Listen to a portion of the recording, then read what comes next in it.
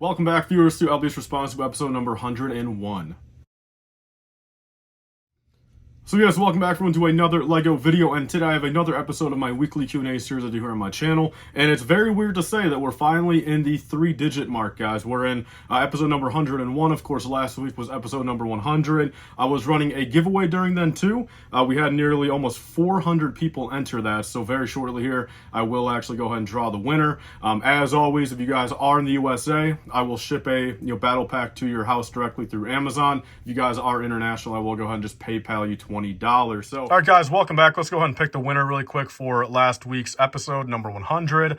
We have the link copied already, so Command C. Then we'll go down here, Command V, filter duplicate users. Then we have, show random names. Then 9 plus 9, I believe, is 18, right? So let's go ahead and get the YouTube comments.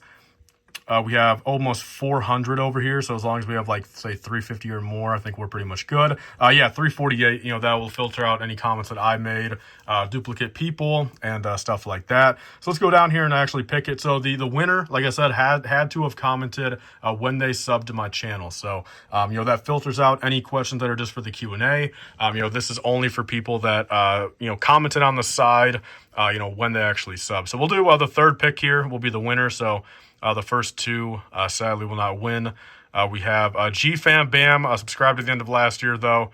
Laid back and not obnoxious. Thank you so much, man. But sadly, you are not the winner. Better luck next time. Or definitely go enter the bigger giveaway I have on my channel. There's a lot of prizes over there. Another start here. Another non-winner. We have Scott B, started watching about 6 months ago. Just came back into LEGO. Thank you so much, Scott. And this person right here will be the official winner, whoever comes up right now, as long as they comment when they sub to me. So let's see who the lucky person is. We have Cheeseburger Betty. I started watching with the 501st Battle Pack, and TIE Bomber Review's been watching every video since. So congratulations to you. And speaking of 501st Battle Packs, you went ahead and won this one. So in order to contact me to claim your prize, just go ahead and DM me over on Instagram, on Twitter, email, any way you can contact me. Let me know it's you. Send me proof. And if you are in the USA, I will go ahead and ship you one directly from Amazon to your address. And if you are international, I will PayPal you $20. So thank you, everyone, so much for entering. And congratulations to Cheeseburger Betty on the win. Congratulations to the winner. I actually don't know who it is yet. I'm going to film that clip of the winner, right after I actually answer these questions. But really quickly, we have 1 week left of the bigger giveaway on my channel. I started it early January, ends at the end of February. Pretty much giving away a bunch more 2023 sets. It's free to enter. Same concept, USA and international. Be sure to go enter that, and you guys have like 12 chances to actually win a prize. So, a lot of comments last week, and what I will say from here on going out, if you guys could actually put Ask LBS at the start of the question, that would be appreciated, to really kind of just be able to skim through the comments easier, especially ever since we've been getting, 150, 200 comments every single week. Not every single one is a question, but it takes a lot of time to actually, skim through and see which one is a question, which one's just a comment. So if you guys could start doing that, that would be appreciated. So with that being said, let's get into the first question we have from Organ right here. Ask LBS, do you think we'll see Revenge of the Sith 20th Anniversary Sets in 2025? If you do, which sets do you expect? So, preemptively, I'm going to say no. Just based off LEGO's track record, we got nothing directly correlated for 20 years of Phantom Menace, besides like the 20th anniversary of actual LEGO Star Wars, with being that, the pod racer. But beside for that, the Attack of the Clones 2022, we got nothing kind of directly correlated for that either, aside for the Command Station accessory pack. And I guess if you want to get technical, the Obi-Wan's Starfighter, but, two just kind of very small little things mixed in there. So if anything for 2025, I have a feeling they would probably just do the same. I'm not too sure if, in LEGO's regard, if they do, put a premium on Revenge of the Sith, do they actually know that, critically and even for the fan base, that episode 3 is a fan favorite amongst the prequels? Do they know that that's actually kind of the best prequel out of the 3? Given, everyone's just kind of reaction to it and kind of love for it. If they do know that, would they actually give us a little bit more, specialness then? Would they give us maybe a couple more extra sets? Would they actually give us, say a UCS Anakin's Jedi Interceptor for May 4th that year? Only time will tell, but genuinely at this current point, I'm going to go out on a whim and say no, nothing directly correlated for the anniversary, but maybe 1 or 2 sets sprinkled in. Thanks for the question. Next up, we have David Seltenberg. Ask LBS, any chance do you think of a remake on UCS X-Wing?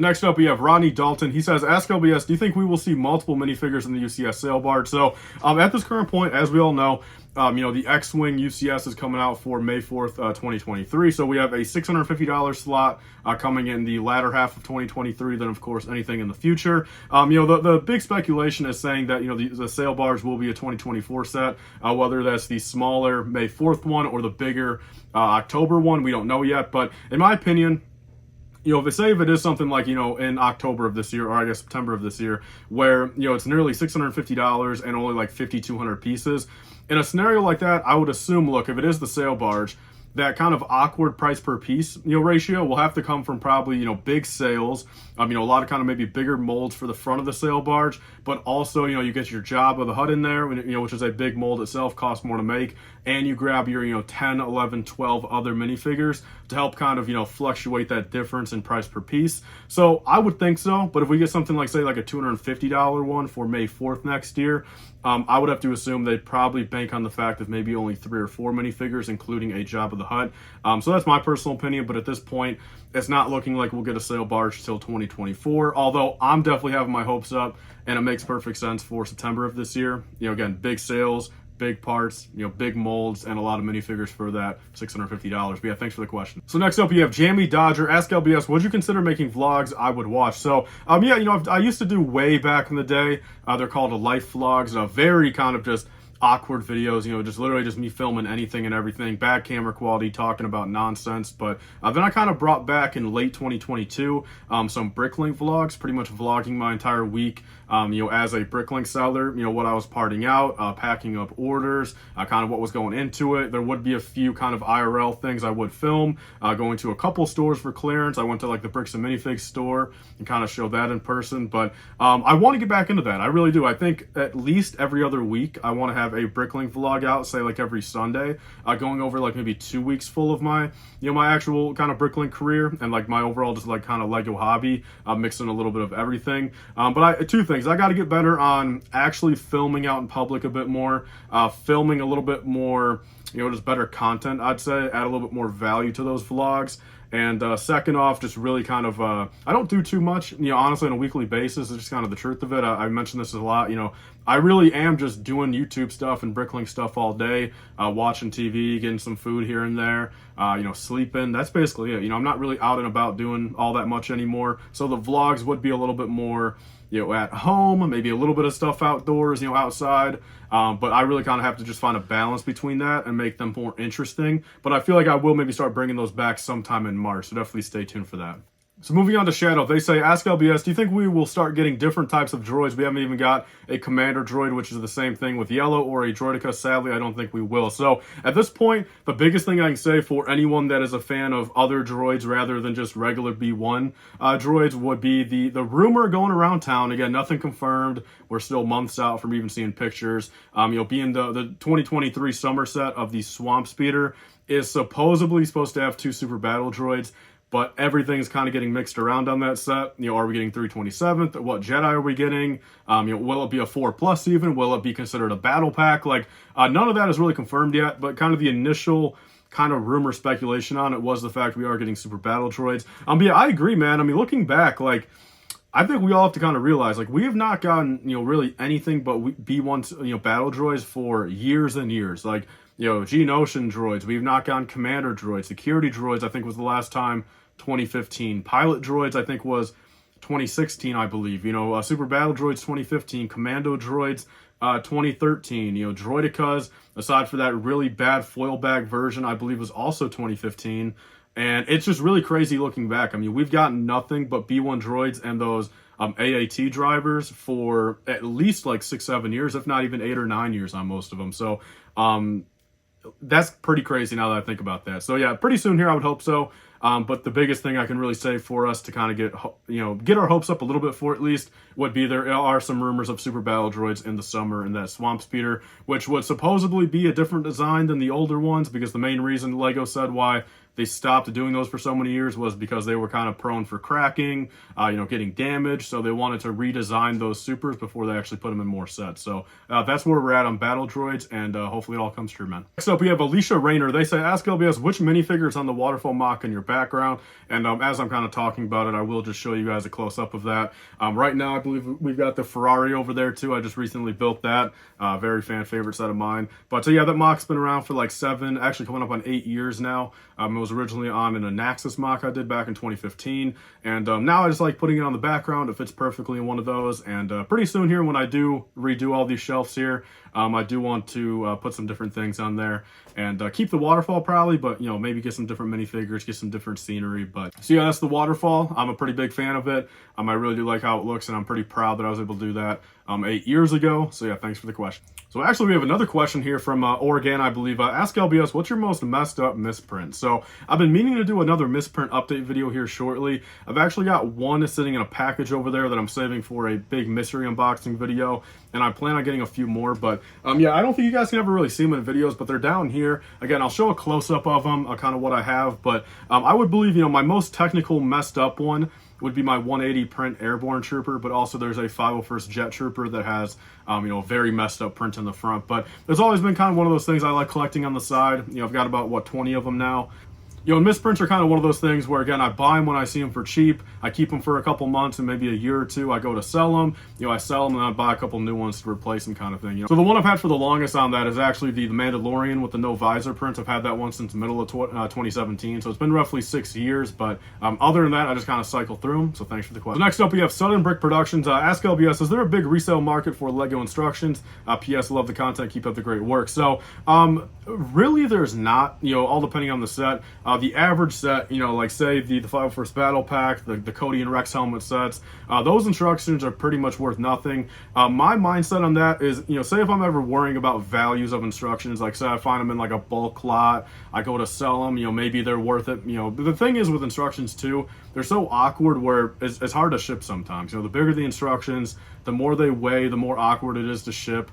You don't want to risk, bending them, folding them. So, it comes down to the fact of, even if you can sell an instruction manual for say $2, the shipping will be $6 or $7 in the USA. Will anyone even want to pay that to you, first off, let alone that is just truthfully what you have to do. So say they don't even want to buy them from you in the first place, where say maybe you have to cut into shipping costs yourself, and then you start just losing even more money and you make like $1 after the transaction. It's definitely probably not worth even packing those instructions up. So in my mind, anything I really care to look for, even check their values, would be like 20, 10 or before. But there are a few exceptions. We have the 2003 Cloud City instructions. Those are like $100. So if you see those ever pop up on like Facebook Marketplace for like $20, like just know that's a great deal. But really, for the most part, it's very easy if you just go on Bricklink and you type in the set number. Say for, I don't know, the 4GT 42154, type it in, just go to the instructions tab, and it will pretty much tell you the exact value of what the instructions are selling for. And in my opinion, look, anything like $5 or under, I'm just going to kind of tell you right off the bat, is probably not worth your time selling or shipping. So yeah, there's the answer to that. So next up, we have Commander Wolf. They say, ask LBS, do you think LEGO would ever do something like a set with 2 versions, like release a gunship at the same time as a Plos Bros gunship, the way they did with the Fiat set? Also love the content. Thank you so much. And kind of go off what he was mentioning there was, LEGO actually tried, I believe back in 2021, a method of kind of doing sets but in different colorways to kind of just fit different aspects and kind of just get more sales, I guess. They tried it over in Europe only, I think. They did it with the Fiat. They did it with the Dinosaur Creator set. And they're actually pretty cool. I would not mind getting one of those dinosaur, creator sets in a different color. They're originally green. I think they did one in dark brown, dark blue, and like orange, I think, something like that. But to kind of base it off of, going towards Star Wars now, is I don't think so ever. I think that's a really far cry from anything LEGO would ever do. And I don't really blame them, because when you look at something like that, for Star Wars, gunships, is you're going to need, let alone different parts already, but it's not even like a true one-to-one color swap. it's really kind of having to make separate designs on the sets, you know, different, say, stickers or prints. And also the most important thing is that you needed a whole entire different minifigure selection. So you're not just, you know, swapping the Fiat colors, you know, one for one and putting them in the same box, you know, pretty much same box art aside for the different color, and just putting them out on the shelf. I mean, you have to worry about making a whole nother, you know, minifigure selection, you know, keeping it semi-accurate. You know, again, like for Plo's Bros, you know, put a different print on the little front doors, you know, worry about the colors, worry about some of the markings, all being different. So I think that's a far cry. I don't blame LEGO for never doing that, but what I will say, the kind of alternative to that is if they were to make something like a regular gunship, you know, $150 gunship, and then say give us little $10 accessory packs, you know, little $10 boxes or bags, even just sell them at LEGO, you know, give us like a limit of like 500, you know, first 500 people that buy these can get them, you know, of just like different colors to make them, you know, Plo's Bros gunship, a 327th gunship, 501st and stuff like that, you know, give us an extra 150 parts for that $10. But yeah, there's where I think LEGO would ever go. I don't think they'll ever do the Fiat 500 technique. And the thing is, I don't think they're ever going to do that again anyway, since I don't think that stuff sold too well. That's why we haven't seen it, you know, for the past 2 years or so. Moving on to the last question this week, we have Caddick88. Ask LBS, do you think that next year we will see prequel dioramas? Since after this year, they would have gone through the entire original trilogy movies. And yeah, you know, right off the bat, I would hope so. You know, it makes perfect sense. I think even though LEGO does not like the prequels as much, and even though there's a couple scenes in the prequels that say are definitely not as iconic to the average Star Wars fan as the OT, I still think there's 3 or 4 things they could do, you know, at least one from each movie regarding dioramas. You know, I think, you know, something to do like with episode 1, they could easily do kind of like a Theed Palace type thing, or even do a Kenobi versus Darth Maul scene. Episode 2, they could easily, they could almost give us like a diorama of like you know, the Geonosis arena almost. You know, they could give us that. They could give us a micro scale Geonosis battle. Episode 3, I think the most important thing they could do there is a Mustafar duel. You know, Kenobi and Obi-Wan, give us a very nice, you know, $70 set, and call it a day on that one. I think they could definitely do a good job on that one. So, you know, when I think they'll come out with it, I think it only makes sense, you know, pretty soon here. But if I had to kind of just go off a hunch, I would maybe give them like 2025. You know, I think 2025, the soonest we'll see it.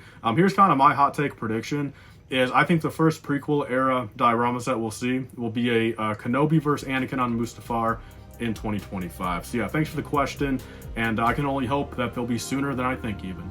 So yes, as always, guys, thank you so much for watching this video. This was a fun one. Again, I can't thank you guys enough for all the support on this series, on the channel as a whole. What I do want to say, if you guys are watching this live on Thursday, February 23rd, I am doing a live stream tonight in about 4 hours after you guys see this uploaded. A very kind of quick one tonight, only probably about an hour and a half.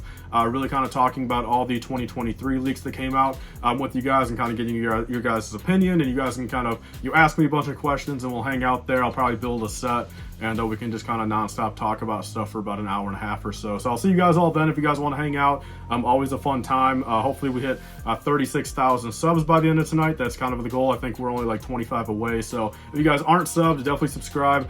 Go enter the giveaway on my channel. Ends here in about 5 days. There's another one that starts up in the beginning of March, you know, for the new helmet sets. And all that being said, thank you guys all so much for watching. I'll see you guys all in the next one. Bye, guys, and stay safe.